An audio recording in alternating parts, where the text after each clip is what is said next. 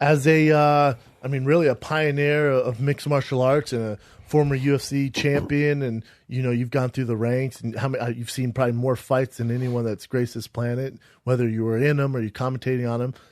Do you see a change in the UFC after being bought out by WME? You know how now you'll see like GSP, who hasn't fought in forever, he gets a title shot. You see a guy like CM Punk comes from WWE, but he's a huge draw, and now he's going to fight in the UFC. Does that bother you as a purist or a guy that's kind of paid his dues or anything like that? Are you cool with it? I'm totally cool with it as long as it's not too much. CM Punk totally get it. Brock Lesnar, look what he did, 1.6 million pay-per-view buys, right? Yeah. He was the first one to break that barrier.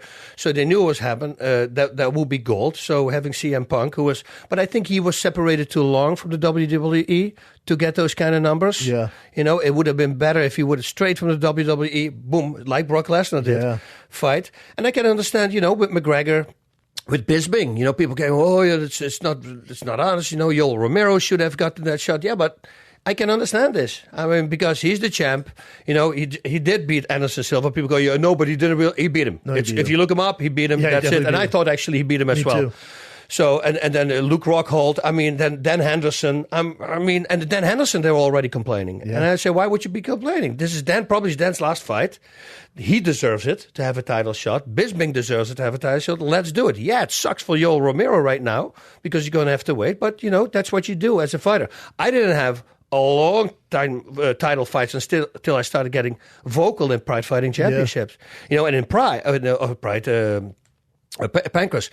And in Pancras, it was different. Like, in Pancras, you win the title, and then your next two fights are non-titles. It's really weird. You just fight guys. Why? I have no clue why. Otherwise, I would be like a 13-time world champion. 15-time world champion, but wait, was your belt still on the line? No, the belt is not on the line, so it's no title fight. So it's really weird.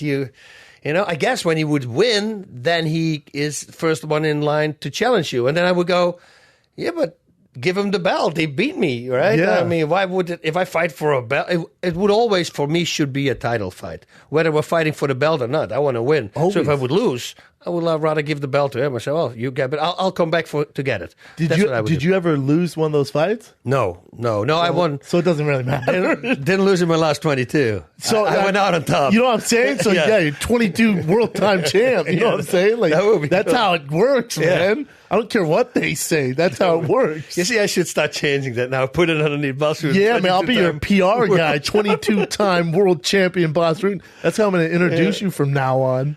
How funny is that? Yeah, that works. It's weird, but with the UFC, as a purist, I understand how Yoel Romero and the rankings guys get upset. But I also, from a UFC standpoint, I get it because that's what sells. Like Yoel Romero versus Bisping, they're not going to get that many pay-per-view bites off that, but they will off George St. Pierre versus Michael Bisping. Yeah, and now I want to know.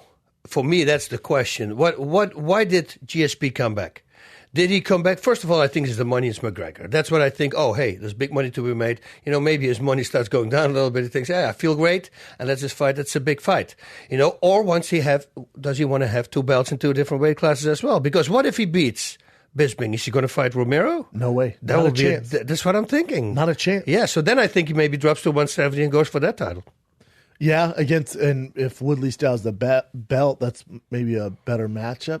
Maybe, or they do the fight that people have been talking about for a while, Anderson Silva versus that would be something. Yeah, and he already, in the beginning he said, I can make 155. You knew that he was going after McGregor. Oh yeah, yeah, because that's where the real money is. Yeah, can you imagine? That would be a big show if he fought McGregor. Well, I could see and I'd love to get your take. Do you think Conor versus Floyd Mayweather is going to happen? No. You don't think it's going to happen? I don't think that the UFC will allow it. They're on the contract. Dana White came out on Conan saying it's going to happen.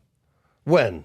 They think September. And where? They fight with the UFC? Vegas. Yeah, and the UFC be part of it. It's going to be Mayweather Promotions, Showtime, UFC, Conor McGregor Promotions. They're all in cahoots. Wow, so Showtime, that means Mauro is going to do the commentating. That would be something. I got to do something. I want to be the commentator on that fight. See, and that's what when Rogan and I were talking about this, I go, we have to have a representative from the mixed martial arts community on that panel doing commentating because you just can't have boxing experts, because experts, they don't know Conor McGregor's background, his movement, the history, what goes into mixed martial arts. So it's going to be so biased towards boxing. We can't have that. Yep.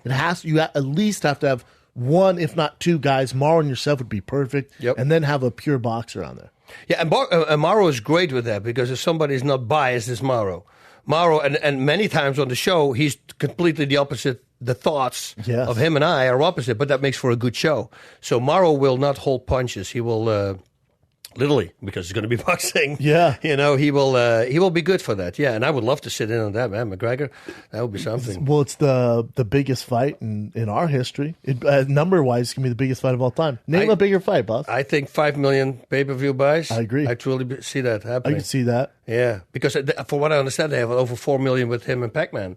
Yes, and we'll beat that with McGregor Conor. on top. Poof. And then remember, you got even if you don't like McGregor and you're a mixed martial arts fan, just because you're part of this mixed martial arts family, you're going to buy that pay-per-view, whether you like Conor or not. So increase those views. And then same with Floyd. People hate Floyd Mayweather, but he represents boxing. Yep. So you can get those people. I think it's the biggest pay-per-view of all time. It's going to be big money, man. And I love it. And everybody's complaining about McGregor. All the fighters, you should kiss him. I agree. I mean, more people watching, that means more money for you once you go to the main event and get a pay-per-view. Yes. But I think...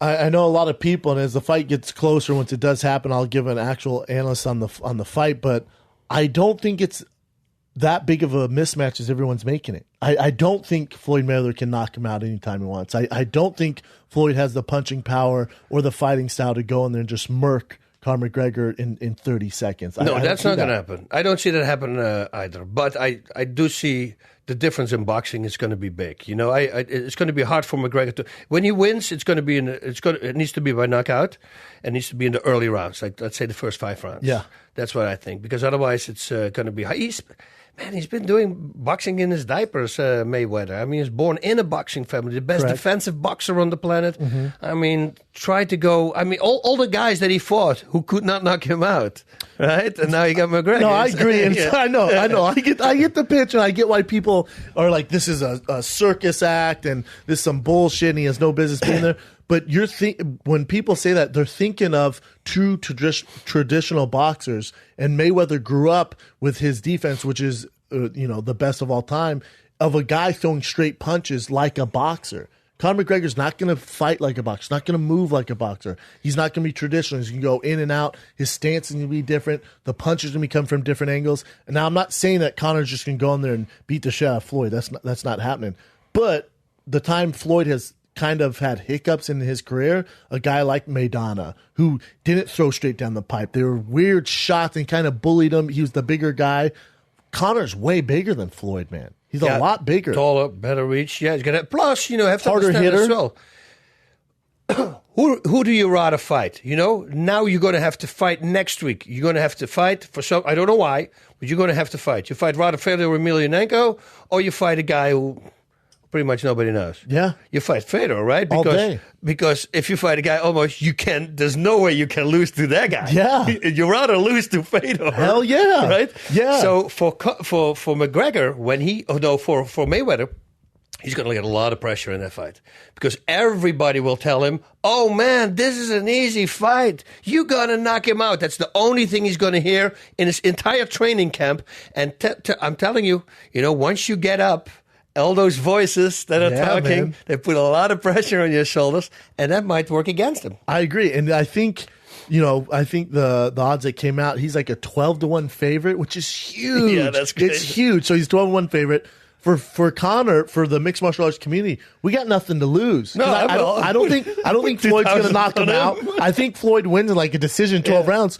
Cool, that's your best ever. Yeah. Our guy doesn't even box. He went 12 rounds of the best ever, and he made $100 million. Yeah, we're going Sizzler. We're good. No, he's got no pressure going in, and you'll see it in many times. This happens when you have a main event. The last minute is a change. When the guy jumps in, there's no pressure for the guy, and then he beats him. Seth Petrozzulli. Against Kimbo. Yeah, your boy Kimbo. That's right. Man, that was crazy. Puff. Walked straight on the punch. But that's also why a guy like Fedor, and there was other reasons, but his fight against Mitrione, they didn't know till like 2 or 3 hours before that Matt was going to pull out. The commission pulled him out. Matt wanted to fight because of his kidney stones. Yeah. But they asked Fedor, like, Chael will fight you, Tito will fight you. We have all these guys fighting. Fedor's like, no, I'm not taking a last-second fight. Like, I've gotten too far in my career. I'm not just going to fight anyone. I also, under the contract, I only get paid if it's Matt Mitrione. If you change the opponent, yeah, it changes the payment.